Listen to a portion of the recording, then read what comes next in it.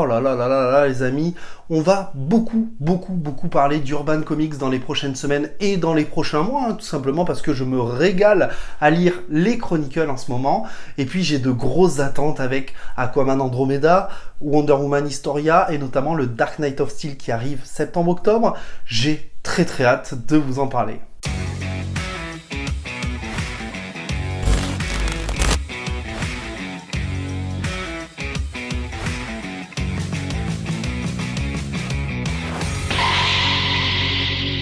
Et salut tout le monde, j'espère que vous allez bien, bienvenue dans cette nouvelle vidéo dans laquelle aujourd'hui nous allons parler de Superman Chronicle 1987, tome 1 et 2. Et qu'est-ce que c'est Superman Chronicle? Eh bien je vais vous répondre, c'est tout simplement une des meilleures portes d'entrée que j'ai vues à ce jour sur le personnage de Superman. Alors, Superman Chronicle, c'est scénarisé par John Byrne et par Marv Wolfman, en tout cas l'année 1987. Et cette année-là, eh bien, John Byrne, qui trouve notamment le fait que Superman précédemment était trop cheaté et n'avait plus réellement d'enjeu, propose un reboot du personnage. On va se retrouver donc dès les premières pages sur Krypton, et nous allons voir les parents de Kal-El, de Clark Kent, qui vont décider de l'envoyer sur Terre pour le sauver de la destruction de la planète Krypton. Et ce que j'aime beaucoup dès ces premières pages notamment, eh bien c'est qu'on va nous expliquer, la mère de Kal-El va nous expliquer, eh bien que peut-être plus tard son fils dominera les êtres humains. Et je trouve ça absolument génial comme idée de balancer ça comme ça. Je trouve que ça donne dès les premières pages un véritable enjeu à cette histoire. Ce que j'aime beaucoup par la suite, c'est que, eh bien, on retrouve Superman Clark Kent, du coup, quelques années plus tard, en train de jouer au football américain, qui va notamment batifoler avec Lana Lang, qui va lui sortir une réplique du genre « Oh Clarky, tu as été si merveilleux, tu as été génialissime !» Ouais, c'est un peu kitsch, hein, on va pas se mentir. Bref, à ce moment-là, les parents de Clark vont tout simplement lui expliquer eh bien, qu'il a été trouvé dans une capsule spatiale. Et ce que j'aime beaucoup, notamment à ce moment-là, eh bien, c'est qu'on va nous expliquer que Smallville a subi la tempête du siècle, apparemment, c'est comme ça qu'ils l'appellent, et que du coup, cette tempête a permis de cacher la grossesse fictive de Martha. Et ce que j'aime beaucoup, c'est que dès ces premières pages, entre le petit laïus que fait la mère de Kal-El et ce que nous dit le père de Clark, eh bien, je sens d'ores et déjà que John Byrne a très bien ficelé son scénario, qu'il a des bases solides et qu'il ne veut pas laisser le lecteur avec des questions sans réponse. Donc pour moi, ça fonctionne de A à Z pour le moment. À ce moment-là, Clark Kent va décider de partir pour Metropolis pour, eh bien, tout simplement prendre ses responsabilités et agir comme un héros. Et ce que j'aime notamment à ce moment-là, eh bien, c'est que Marv Wolfman et John Byrne, eh bien, jouent sur la subtilité entre le personnage de Clark Kent et son identité de Superman, là où, eh bien, Grant Morrison, dans son All-Star Superman, par exemple, nous présentait un Clark Kent plutôt courbé, qui nous rappelait son passé de fermier, sa jeunesse de fermier avec son père, notamment, qui aurait pu travailler dans les champs, et qui était un personnage sans assurance, qui était assez maladroit, qui tombait, qui glissait, qui se prenait des poteaux. Là, ce n'est absolument pas le cas. Nous avons un Clark Kent plein d'assurance, très dynamique, qui va devenir peut-être même l'un des meilleurs journalistes du Daily Planet, puisqu'il va faire de l'ombre à Lois Lane, et je vous avoue que c'est très plaisant. Bien évidemment, je ne vais pas vous raconter tout ce premier tome, et nous allons voir beaucoup de personnages dans ce premier tome, avec la sœur de Lois Lane, et la surprise, puisque je ne savais pas que Lois Lane avait une sœur, par exemple. On va nous parler de Kate, une jeune femme qui va tomber amoureuse de Superman. Nous allons rencontrer notamment beaucoup d'antagonistes également, comme Lex Luthor, et nous allons comprendre quelle est la source de la haine de Lex Luthor vis-à-vis de Superman. Et je pense notamment là à une petite réplique que Lois Lane a balancée à Lex Luthor et qui a fait beaucoup de mal à mon petit cœur. Puisque vous avez autant d'argent que ça, Lex Luthor, profitez-en pour vous payer des implants capillaires. Ça m'a touché en plein cœur. Mais je vous avoue que j'adore l'écriture de Lex Luthor, pour moi, qui est l'un des antagonistes les mieux écrits, notamment dans cette histoire.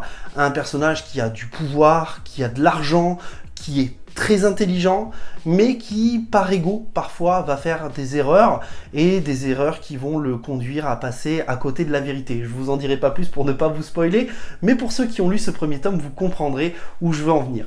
On va bien sûr avoir d'autres antagonistes qui vont intervenir tout au long de l'histoire, puisqu'on va rencontrer Metallo, Bizarro, on va rencontrer également Darkseid, et ce que je trouve que font très bien John Byrne et Marv Wolfman, c'est que, eh bien, ils réintroduisent dans le lore de Superman les éléments du 4e monde de Jack Kirby, que je ne connaissais pas, que je n'ai pas lu, et je vous avoue très sincèrement que ça m'a donné très envie de me tourner vers cette lecture, donc pourquoi pas prochainement.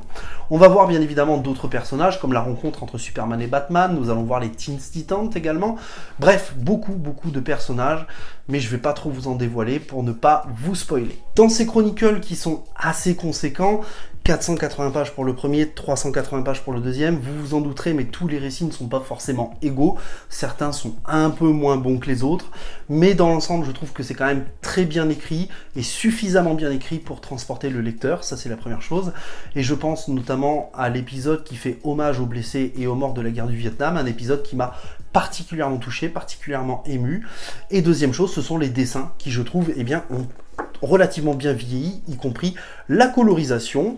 On m'a fait la remarque, notamment la dernière fois sur ma vidéo JSA Chronicle, que effectivement, début des années 90, quasiment, c'était le début du numérique pour la colo, notamment, ou les dessins, et forcément, ça pouvait jouer là-dessus. Je ne sais pas si c'est numérique, mais en tout cas, sachez que voilà, je trouve que même si je comprends qu'on peut être allergique aux vieux dessins, ça reste quand même ok. Dans ces chronicles, même si j'ai beaucoup apprécié ces chronicles, je trouve qu'il y a quand même des points négatifs dont je souhaitais vous parler.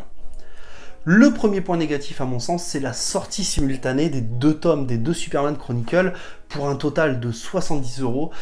Même si je comprends et même si on m'a expliqué pourquoi Urban avait fait ça, et notamment c'est parce que eh bien, ce premier tome était déjà sorti dans une édition précédente et qu'il ne souhaitait pas frustrer le lecteur, 70 €, ça reste un budget, et j'avoue que personnellement j'aurais peut-être préféré qu'ils sortent le Superman Chronicle tome 2 1987 le mois suivant. Le deuxième point négatif à mon sens, c'est tout simplement le prix du deuxième tome Chronicle qui est amputé de 100 pages par rapport au premier et qui reste malgré tout à 35 €. Je suis désolé de le dire, mais j'aurais aimé qu'Urban eh bien, adapte son prix de 5-7 € de moins, puisque tout simplement il fait 100 pages de moins. Hein, c'est quand même un budget, et 100 pages, c'est pas rien dans un bouquin. Donc ça me dérange un petit peu quand même.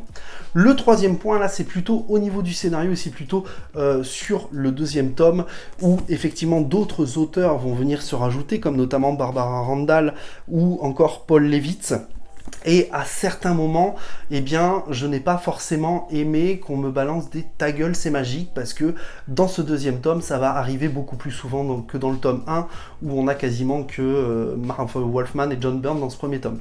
Donc je trouve ça un petit peu dommage. Et enfin, le quatrième point que je n'ai pas aimé, et là, attention, spoil, je vous invite à quitter la vidéo maintenant si vous ne voulez pas être spoilé, sinon je vous aurais prévenu. Dans ce deuxième tome, nous avons le retour d'un personnage d'avant Crisis on Infinite Earth qui est Superboy. Et malheureusement, je trouve ça dommage. Je trouve ça dommage de faire revenir ce Superboy-là en nous expliquant que c'est le seul personnage qui a survécu à cette crise. Tout simplement parce que j'aime pas forcément ce personnage, j'aime pas forcément ce qu'on m'en dit, très clairement, et qu'en plus je trouve pas ça pertinent, si ce n'est que de le faire se bastonner avec notre Superman à nous. Donc vraiment, c'est balancer un super-héros au pouvoir potentiellement équivalent à Superman pour avoir un espèce de combat divin. Alors que justement, le but de John Byrne au début des Chronicles, c'est de nous expliquer que eh bien, Superman était beaucoup trop cheaté, et justement dans ces deux récits, on va retrouver un Superman eh bien, qui va se prendre des branlées, qui va se remettre en question, qui va devoir trouver des solutions pour combattre des ennemis. Donc je trouve ça quelque peu dommage. Mais dans l'ensemble, je vous rassure, j'ai beaucoup aimé ces 2 lectures. Et je vais continuer ces Chronicles au moins jusqu'à la fin des John Byrne et la fin de la mort des Superman. Et après, on verra la suite si ça m'intéresse ou pas. Mais c'est ça aussi la magie des Chronicles, c'est de pouvoir faire des périodes, des arcs entiers, et puis s'arrêter, et puis reprendre. C'est notamment le cas, c'est ce que j'ai prévu notamment pour Batman, puisque pour Batman, je ne prendrai pas toutes les périodes de Batman, mais seulement celles qui m'intéressent. Voilà, j'espère que cette vidéo vous aura plu. N'hésitez pas à la liker, à la partager, à la commenter et à me dire si vous aimez la collection Chronicle, si vous avez lu Superman, si vous avez lu JSA, si vous kiffez comme moi, si vous êtes d'accord avec ma critique ou non. Ça m'intéresse et puis ça nous permet de débattre ensemble. Bien évidemment, si la vidéo t'a plu, eh bien n'hésite pas à t'abonner et à activer la petite cloche, ça m'aide et ça me fait plaisir par la même occasion. Je te dis à très vite pour une prochaine vidéo. Ciao ciao. Abonne-toi mon chou.